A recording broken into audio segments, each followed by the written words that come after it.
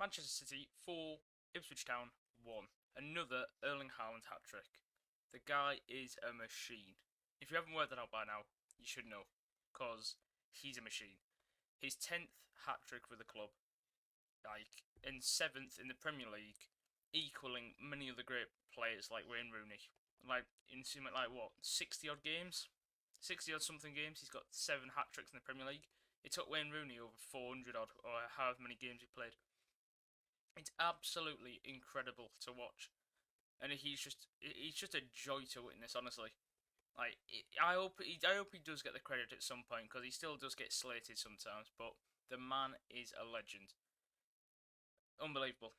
So let's do the classic player rating, shall we? Starting with the main man himself, Erling Haaland. Just look at that. Look at that. He was all over them. I mean, I know it was Ipswich Town. I'm not gonna overhype it, obviously, but it's still just amazing. Like, most players, you have their off days, but Haaland just doesn't. He can turn up. He just turns up all the time against these sorts of teams. Like, you see some teams, playing newly promoted sides can be a lot harder, than presumed. Because sometimes you do get games where certain players don't turn up. Like, what was it last year? Didn't Luton draw 1-1 with Liverpool or something? Arsenal, it was 4-3. Like, some teams, the newly promoted teams can push bigger teams sometimes. Like, it all depends on the structure of the game. But, Haaland he turned up today, and it was brilliant. So, hat-trick, man of the match, everything, boom, as he deserves. Jeremy Doku, I thought he was alright, he was pretty good, but, again, still it's the end product. He can be a bit wasteful at times. But, ultimately, I thought he had a good game, and I think, rating fits well. I've got nothing against how Doku played, just that end product.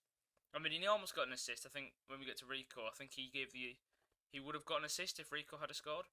But yeah, I mean, what was his dribbles? Can we see? Where did he complete? How many dribbles did he complete? Dribbles. There we are, 2 out of 5. So yeah, so he's still attempting plenty of dribbles, and that's all I want from him. Attempt so many. Some of them will be successful. Some will turn into assists, but not every game. But I like what he gives to the team. I've always said I love having a winger like Doku, because ever since we sold Sterling, we really did miss that sort of pace and dribbling that Sterling gave us. And I'll just go straight to Savinho. He does the exact same. Him and Doku are very similar. Both lightning fast players that can just absolutely attack and press. And we saw for the second goal, Savinho's pressing was immense. We wouldn't have done it without him. Pressing the keeper, managed to win the ball, and then Kevin just slotted it away. So yeah, can't fault him there again. That's what we want to see from Doku and Savinho. Fast players who can press, put balls in, take the man on, and yeah, just brilliant. So Doku and Savinho, great wingers, no complaints there. Bernardo Silva, this is a pretty quick one. Very, very quiet game from Silva. But the thing is, though, with Bernardo, is he tends to be I think even though he has a game like this, I think if he didn't play, we'd notice. That's one of the things. He's a bit it's a tricky one. I think there's a lot more that you don't see. The foundations of how we play are based around Bernardo Silva. I think, like I say, if we didn't have him, I think you'd notice a big gap in the structure. But I don't know. I think he just does bring a lot to the team. He's just everywhere, really. He's the player who I think's most comfortable playing in many positions. He can play on the right, he can play on the left, he can play in the middle, he can play the forward middle, back middle. He can just play anywhere. We've seen him play fullback. He can play anywhere, and he'll do a shift, and that's the quality with Bernardo. So I think you'd miss that if he didn't, because he's one of them players who can adapt to the situation depending on what's happening in the game. He can move anywhere. He can move to different places on the pitch and just slot in anywhere. But yeah, still a quiet game from him though.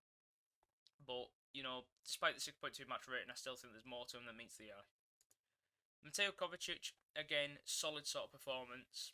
Just a shame. I hope he's all right. I mean, he just sort of went down, subbed up for Stones. But again, he's the same sort of.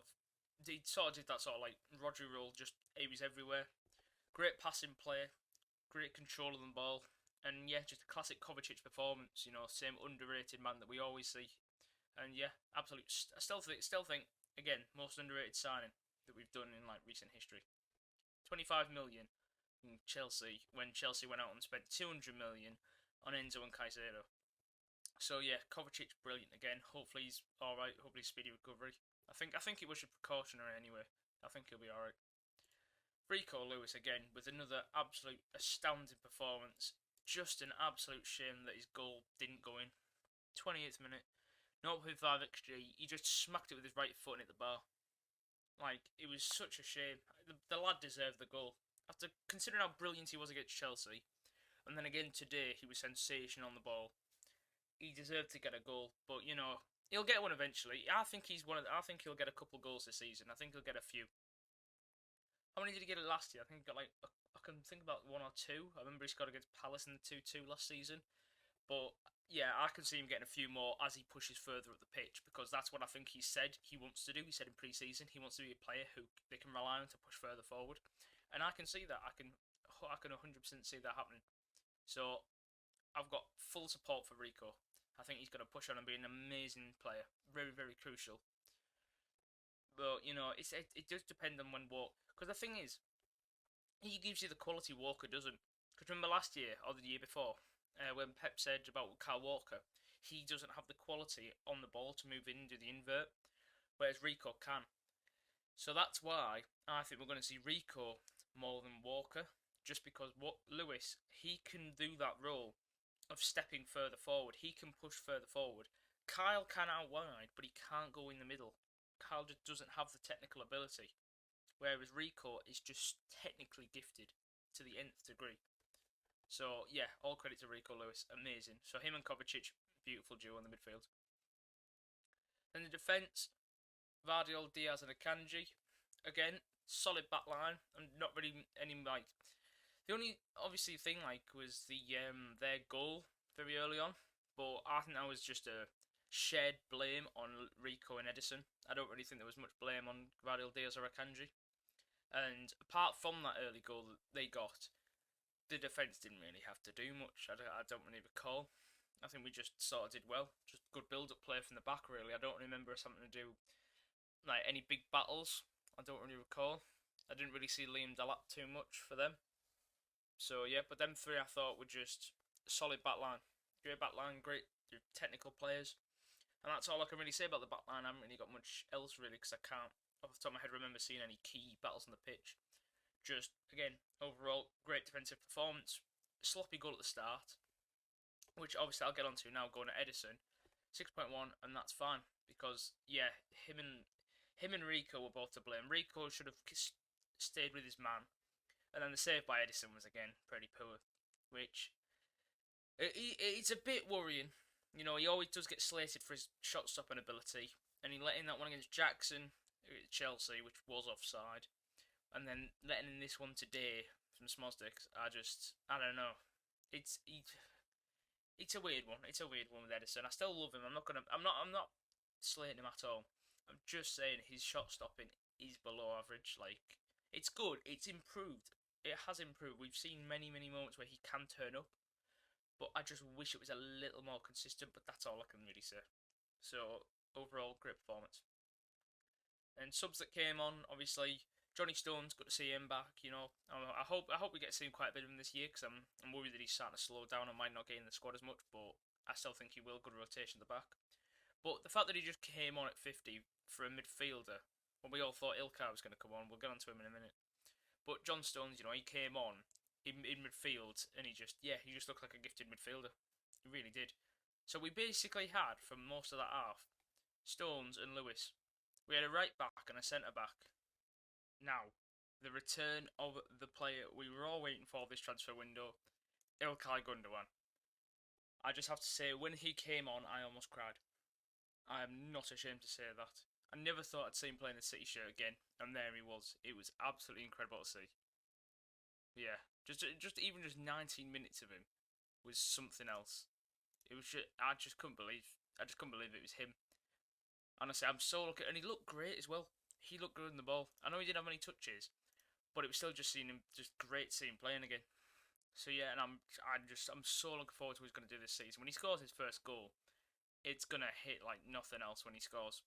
Because honestly, it's gonna be amazing. It was so and the applause, the entire stadium, the absolute enormous crowd, like applause that he got was sensational. Like he got the return he deserved. It was absolutely amazing to see, and I was so happy. So welcome back, Ilkay Gundogan. Welcome back, Mr. Whippy. And then Jack Grealish, he also came on, and I thought he had a good 20 minutes as well. I was quite happy with how he played. You know, he came on, had a few good chances, created a couple of chances. Brilliant player, and I really want to see him push on as well this year. I think this is going to be Grealish's year, because he had a bit of a rough first year, great second year, rough last year, brilliant fourth year coming up. That's the way I see it. And yeah, brilliant game. The stats as well. Stats don't lie. Yeah. Typical City. One shot all game, and it's the one we concede. That's just the City way. One shot, one goal. That's just how it is. It's like, we do have a bit of a shaky defence. I love our defence, but it is shaky. But, you know, when you've got 75% possession, you don't need to worry about the counter. You don't need to worry about counters too much, because, you know, as long as you have the ball, you can't concede. You know, that's the way Pep sees it and the way I see it, and I think that's a brilliant logic. As long as you've got possession, the opponent can't score. And there you go. I'll leave you with that. We move on to West Ham away next weekend. That'll be the next game which we will review. But yep, that's been the day after review, and I suppose I'll see you for the West Ham game.